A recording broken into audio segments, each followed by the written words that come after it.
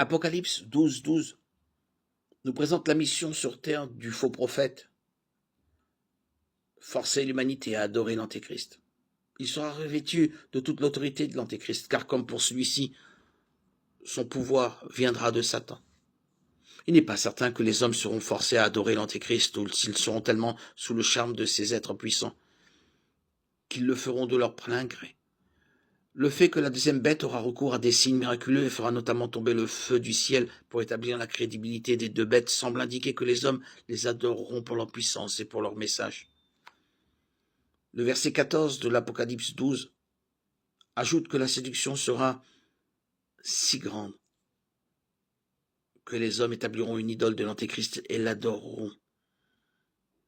Cela nous rappelle la grande statue d'or de Nebuchadnezzar, devant laquelle tous les hommes devaient se prosterner pour lui rendre hommage. Apocalypse 14, 9, 11 décrit cependant le sort tragique de ceux qui adoreront l'image de l'Antéchrist. Ceux qui auront survécu à la terreur de la tribulation devront faire un choix très difficile.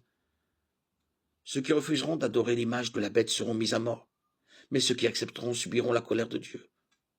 L'image aura l'aptitude extraordinaire de parler. Ça ne veut pas dire qu'elle deviendra vivante. Le terme grec employé ici est pneuma, qui signifie souffle ou courant d'air, parbios, vie, mais qu'elle pourra d'une manière ou d'une autre exprimer le message de l'Antéchrist et du faux prophète. En plus d'être leur porte-parole, l'image condamnera aussi à mort ceux qui refuseront d'adorer la bête et le faux prophète. Dans notre société technologique, ce n'est pas difficile à imaginer. Quoi qu'il en soit, l'égarement et l'apostasie sont au grand temps de la fin et le monde entier sera séduit. Les faux enseignants et manipulateurs d'aujourd'hui sont les précurseurs de l'Antéchrist et du faux prophète. Et nous ne devons pas les laisser nous tromper, ils sont nombreux et nous dirigent vers le règne satanique des temps de la fin. Nous devons annoncer fidèlement l'évangile du salut en Jésus-Christ et sauver les âmes de ce désastre à venir.